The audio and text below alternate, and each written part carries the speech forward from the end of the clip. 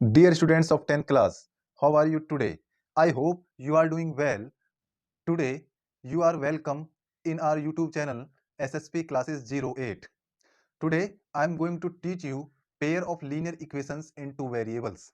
प्यारे बच्चों, अब आप देखो मैं आपको क्या पढ़ाने जा रहा हूँ। सबसे पहले हम पेयर ऑफ लाइंस लिख देते हैं। जनरल फॉर्म के रूप में लिखता हूँ मैं a1x plus b1y plus c1 equal to 0। दूसरा लाइन का दूसरा इक्वेशन है a2x plus b2y plus c2 equal to 0। अब हमने एग्जाम्पल के तौर पे कोई दूसरा लाइन का इक्वेशन लिखा, इसे मैंने लिख दिया 2x plus 3y plus 4 equal to में 0। और एक और लिखा 4x plus 9y plus 8 equal to में 0। प्यारे बच्चों, यहां से अगर मैं देखूं तो कंपैरिजन करेंगे जनरल फॉर्म के साथ, तो a1 की वैल्यू तो 2 आएगी, b1 की वैल्यू 3 है, c1 की वैल्यू 4 है। a1 की वैल्यू 2 है, b1 की वैल्यू 3 है और c1 की वैल्यू 4 है। इसका कंपैरिजन इसके साथ करेंगे तो a2 की वैल्यू कितनी आएगी प्यारे बच्चों? 4। a2 की वैल्यू 4 है, b2 की वैल्यू 9 है और c2 की वैल्यू सही 8 है। ऐसे करके हम कंपैरिजन करके a1 b1 c1 c2 इस तरीका से हम वैल्यू निकाल सकते हैं। डियर स्टूडेंट्स, अब हम पढ़ेंगे conditions for pair of lines. Example के तौर पे एग्जाम्पल के द्वारा मैं आपको समझाता हूं।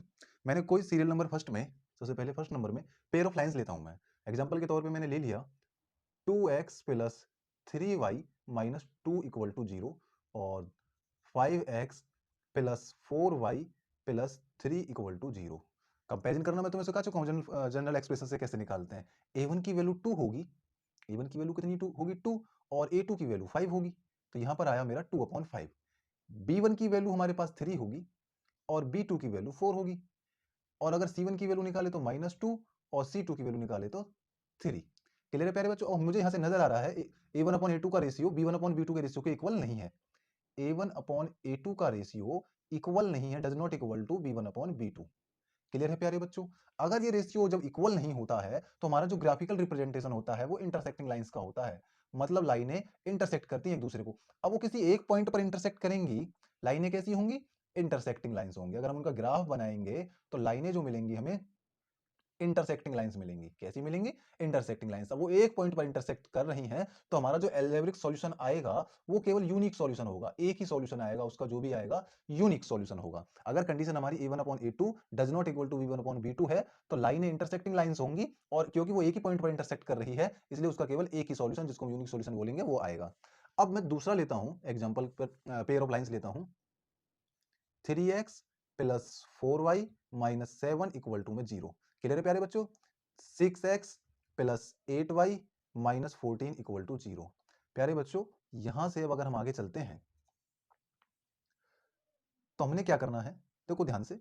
a1 की वैल्यू 3 है और a2 की वैल्यू 6 है, तो 3/6 डिवाइड करेंगे तो 1/2 फाइनल आंसर आ गया। b1 की वैल्यू 4 है, b1 की वैल्यू कितनी है? 4, और b2 की वैल्यू कितनी है? 8। इसको डिवाइड करा तो 1/2 आ गया। अब C1 की वैल्यू देखो, किसकी वैल्यू देखो?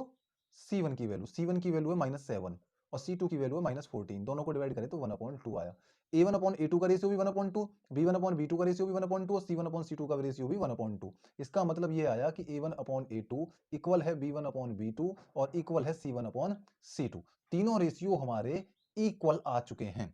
जब तीनों रेशियो इक्वल होते हैं तो हमारी लाइनें कोइंसिडेंट लाइंस होती हैं। कोइंसिडेंट लाइंस क्या होती हैं कि अगर एक लाइन का ग्राफ ये है हमारा, कोई लाइन ऐसे ग्राफ बना उसका और वो ग्राफ पे इस तरीके से जा रही है, तो दूसरी लाइन भी इसी के ऊपर से जाएगी, दूसरी लाइन भी उसी के ऊपर से चली जाएगी, दोनों लाइनों का ग्राफ एक ही होगा। तो इसका मतलब वो हर पॉइंट पर एक दूसरे को टच कर रही हैं, इंटरसेक्ट कर रही हैं, मीट कर रही हैं। ऐसी लाइनों को बोलते हैं कोइंसिडेंट लाइंस।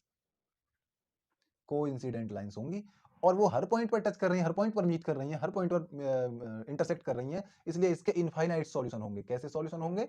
इनफाइनाइट सॉल्यूशन होंगे। क्लियर है प्यारे बच्चों? यहां तक तो समझ में आ गया होगा आपको कि उसके सॉल्यूशन कैसे होंगे? इनफाइनाइट सॉल्यूशंस होंगे। क्लियर है प्यारे बच्चों? अब मैंने तीसरा एग्जांपल लिया पेयर ऑफ लाइंस का। क्या लेते हैं? 2x plus 5y plus 3 equal to में 0। क्लियर है प्यारे बच्चों? 4x plus 10y plus 5 equal to में 0। क्लियर है प्यारे बच्चों? अब यहां से अगर मैं a1/a2 निकालूं, a1/a2 फाइंड आउट करूं, a1 की वैल्यू 2, a2 की वैल्यू 4। क्लियर है प्यारे बच्चों? 2/4 आंसर आया 1/2। b1/v2 निकालूं 5/10, इसका आंसर भी 1/2 आया। c1/c2 निकालूं तो 3/5, 3/5 सिंपलेस्ट फॉर्म में ही है। अगर इन तीनों रेशियो को देखूं a1/a2 का रेशियो इक्वल आया b1/b2 के, but does not equal to c1/c2 के। ये कंडीशन हमारे पास आई। जब ये कंडीशन होती है तो उस समय जो लाइनों को अगर हम ग्राफ बनाएं तो लाइनें पैरेलल लाइंस होती हैं। कैसी लाइनें होती हैं? पैरेलल लाइंस होती हैं, और वो किसी भी पॉइंट पर इंटरसेक्ट नहीं करती हैं। पैरेलल लाइंस, जब लाइनें एक दूसरे को इंटरसेक्ट ही नहीं करेंगी, किसी पॉइंट पर मिलेंगी ही नहीं, तो वहां हमें मिलेगा नो सॉल्यूशन। क्लियर है प्यारे बच्चों? अब इसमें एक चीज और बतानी है, पेयर कंसिस्टेंट होगा या इनकंसिस्टेंट होगा। अगर हमारा कोई भी सॉल्यूशन आ रहा है, चाहे वो यूनिक सॉल्यूशन आए चाहे वो इनफाइनाइट नंबर में सॉल्यूशंस आए, तो उस समय पेयर हमारा कंसिस्टेंट होगा। कैसा होगा?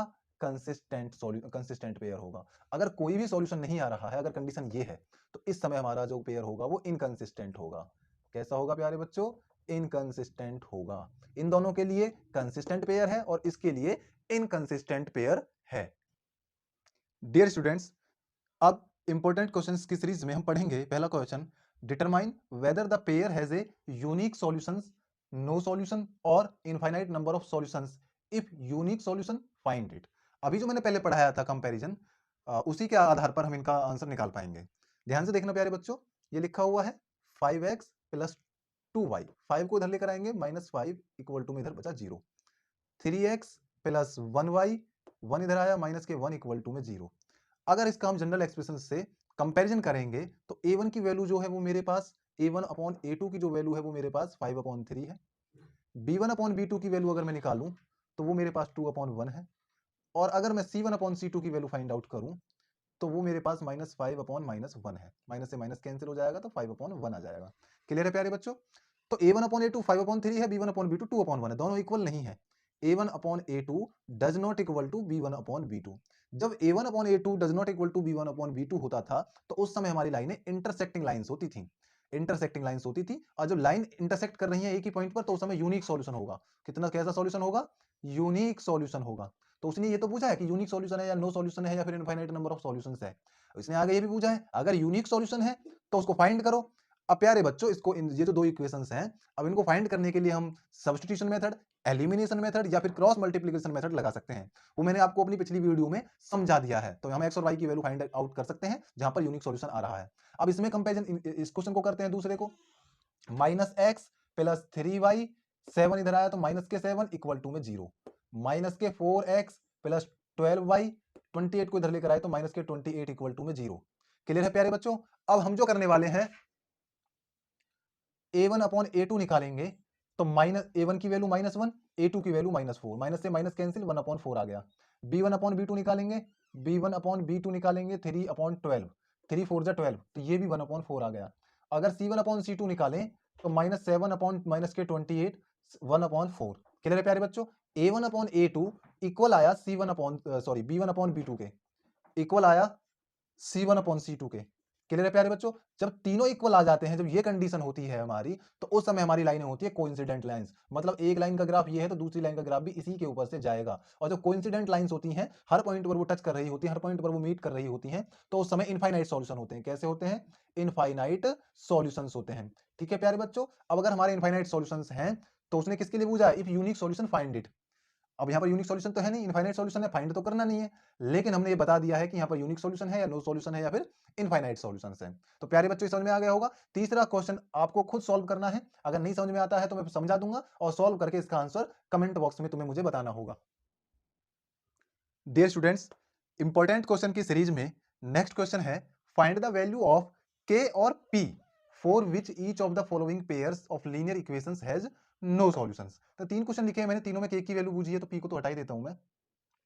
प्यारे बच्चों, या के की जगह पी भी लिखा हो सकता था, बात एक ही है। अब उन्होंने पूछा है which each of the following pairs of linear equations has no solution। No solution की कंडीशन क्या थी, पहले आपको यह ध्यान करना होगा। नो सॉल्यूशन कब आता है? जब पैरेलल लाइंस होती हैं। और पैरेलल लाइंस किस कंडीशन में आती थी? जब हमारी कंडीशन होती थी a1/a2 equal to b1/b2 and does not equal to c1/c2। प्यारे बच्चों, ये समझ में आ गया होगा आपको। जब ये कंडीशन होती है तब हमारा नो सॉल्यूशन होता है। तो उसने ये कंडीशन तो इनके लिए हमें गिवन है, ये आपको समझना होगा।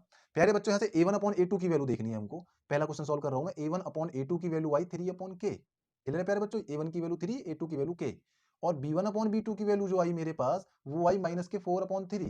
क्लियर है प्यारे बच्चों, 4 नो सॉल्यूशन, ये कंडीशन तो हमने पढ़ी है, 4 no solution a1 upon a2 equal होता है b1 upon b2, does not equal to c1 upon c2 की हमें जरूरत ही नहीं है, k की वैल्यू निकालनी है हमको। a1 अपॉन a2 की value 3 upon k, b1 upon b2 की वैल्यू माइनस के 4 अपॉन 3। क्लियर है प्यारे बच्चों, क्रॉस मल्टीप्लाई करते हैं, 3 3 जा 9, k की 4 के साथ करेंगे माइनस के 4k, हमको तो k की वैल्यू निकालनी है ना, जिसकी औकात पता करनी उसको अकेला छोड़ो। अब माइनस 4k के साथ क्या कर रहा है, मल्टीप्लाई कर रहा है, इसलिए माइनस 4 इधर जाके डिवाइड करेगा, 9 upon minus 4 equal to k, और k इक्वल टू फाइनली आया माइनस के 9 अपॉन 4। तो k की वैल्यू फाइंड आउट कर ली। इंपॉर्टेंट क्वेश्चन है, 1 या 2 नंबर में बोर्ड में पूछ लिया जाता है, हर बार पूछा जा रहा है। अब इस क्वेश्चन को देखते हैं, a1 upon a2, a1 upon a2 देखते हैं यहां से कितना आता है, a1 अपॉन a2 प्यारे बच्चों 3 अपॉन 6 आएगा, 3 upon 6 means 1 upon 2।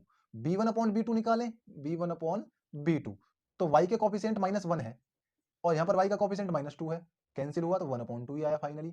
c1 upon c2 भी निकालना होगा, c1 की वैल्यू माइनस 5 और c2 की वैल्यू माइनस k, माइनस से minus cancel, 5 upon k। Clear है प्यारे बच्चों, कंडीशन होती है 4 no solution, 4 no solution, 4 no solution, a1 upon a2 equal to a1 upon a2 equal to b1 upon b2 equal to c1 upon c2, sorry does not equal to c1 upon c2, a1 upon a2 की value b1 upon 2, b1 upon b2 की value b1 upon 2, does not equal to 5 upon k।